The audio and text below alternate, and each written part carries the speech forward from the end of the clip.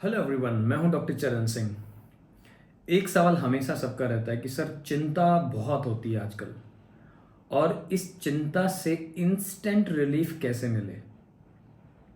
जी हाँ दोस्तों, इस वीडियो में हम बात करने वाले हैं कि अगर आप किसी वजह से बहुत चिंता में चले जाते हैं या आपको चिंता होती है किसी भी वजह से किसी भी सिचुएशन में, तो इंस्टेंट रिलीफ के लिए क्या किया जाए।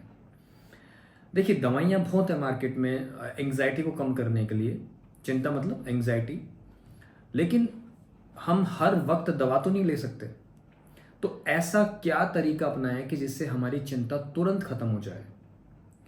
तो इसका सबसे जो बढ़िया और इफ़ेक्टिव तरीका है, जो मैंने अपने पेशेंट्स पे अप्लाई किया है, अपनी अपनी पर्सनल लाइफ में मैंने बहुत देखा है, जिसका इम्पैक्ट बहुत अच्छा आता है, वो है डीप ब्रीदिंग।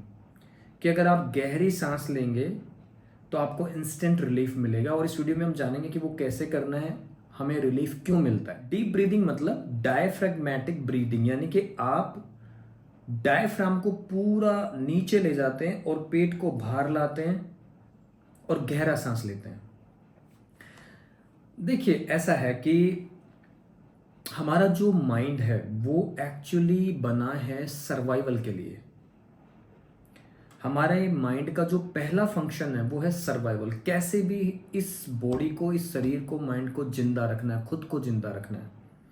जैसे एक कार का जो पर्पज है वो है ए पॉइंट से बी पॉइंट पे जाना, एक पॉइंट से दूसरे पॉइंट पे जाना। कार का पर्पज ऑफ रोडिंग करना नहीं है, आप कर सकते हैं। कार का पर्पज उसका कंफर्ट, उसका म्यूजिक एंजॉय करना नहीं है, बट आप कर सकते हैं। लेकिन मेन जो पर्पस, जिस पर्पस के लिए हमने गाड़ी बनाई थी, वो है पॉइंट ए से पॉइंट बी पे जाना। इसी तरह से हमारे माइंड से हम बहुत सारे काम करते हैं, अच्छे भी करते हैं, बुरी भी करते हैं।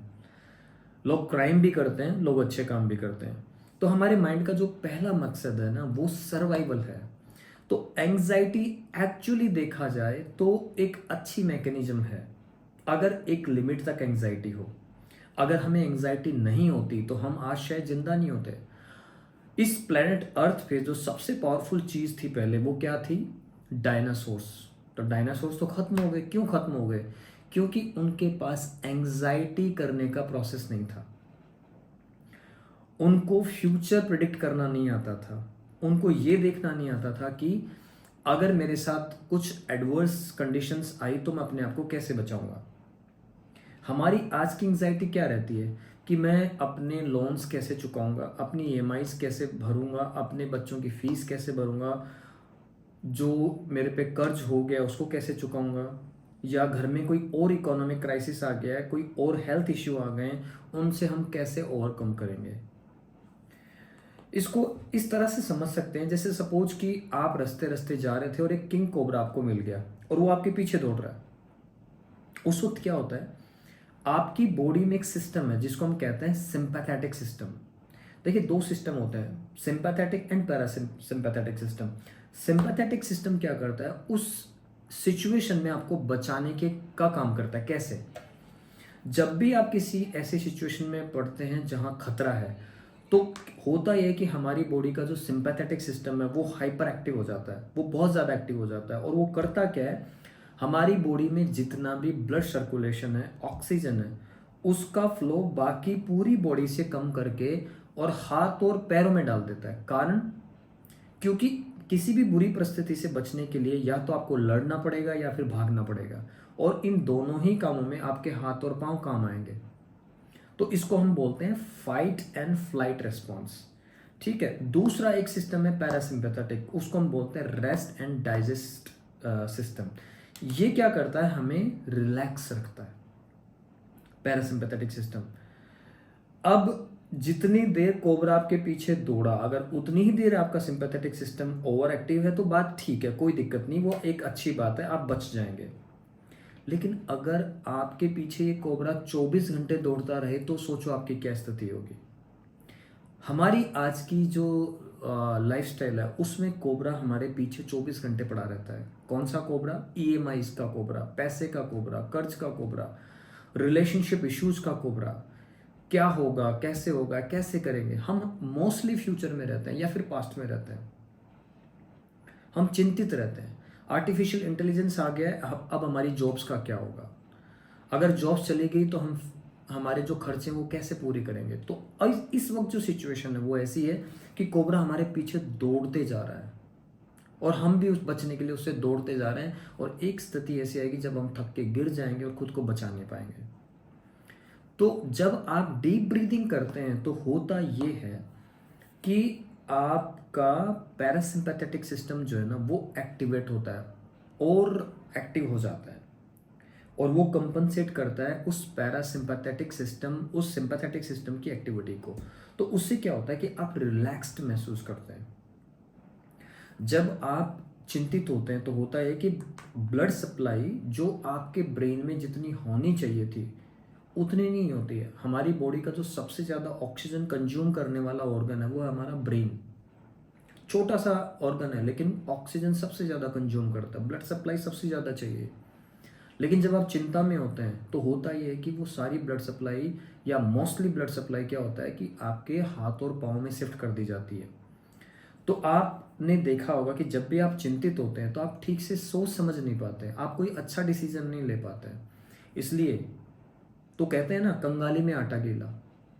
तो कंगाली में आटा गीला इसलिए होता है क्योंकि कंगाली में आप ठीक से सोच नहीं पाएंगे और जो भी डिसीजन आप लेंगे वो गलत जाएगा। एक डिसीजन गलत हुआ, उससे एंग्जाइटी बढ़ी, उस एंग्जाइटी में आपने एक और डिसीजन लिया और चांसेस हैं कि वो भी गलत जाएगा। तो आप दो गलतियां करके बैठे हैं तो उससे क्या होगा, आपकी एंग्जाइटी और बढ़ेगी और फिर और गलत डिसीजन होने की संभावना बढ़ेगी। तो इस तरह से आप दलदल में फंसते हुए चले जाते हैं।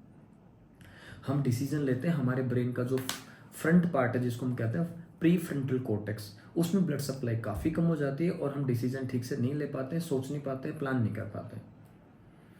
तो डीप ब्रीदिंग करने से क्या होता है, आप रिलैक्स महसूस करते हैं। उसका सबसे बढ़िया तरीका, इंस्टेंट तरीका क्या है, डीप ब्रीदिंग।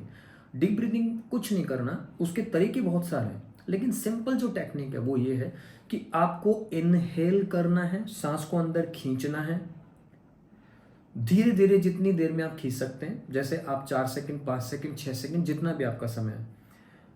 उसके बाद आपको करना है क्या है कि उस सांस को अंदर होल्ड करके रखना है।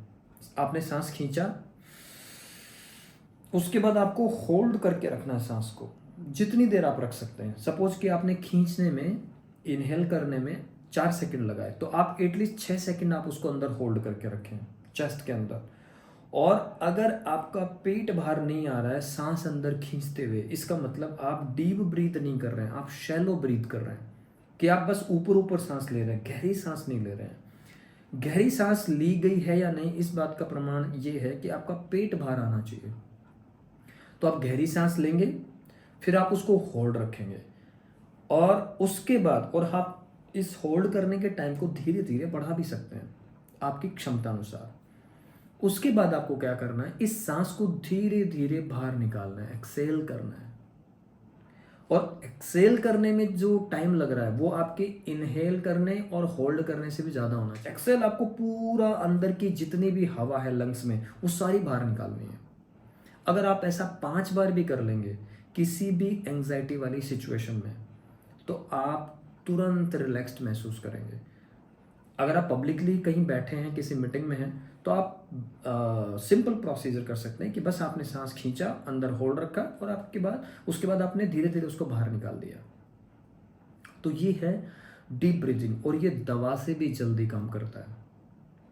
तो जब भी आप किसी ऐसे सिचुएशन में हो जब आपको बहुत एंग्जाइटी हो जाए, बहुत घबरा रहे हैं, आपको कोई परफॉर्मेंस देनी है, आपको कोई प्रेजेंटेशन देना है, आपके सामने कोई एक्सीडेंट हो गया, कुछ भी ऐसी चीज़ जिसमें आपको एंग्जाइटी बहुत बढ़ गई है, तो आप इस तरह से अपनी उस एंग्जाइटी को तुरंत कम कर सकते हैं डीप ब्रीथिंग से।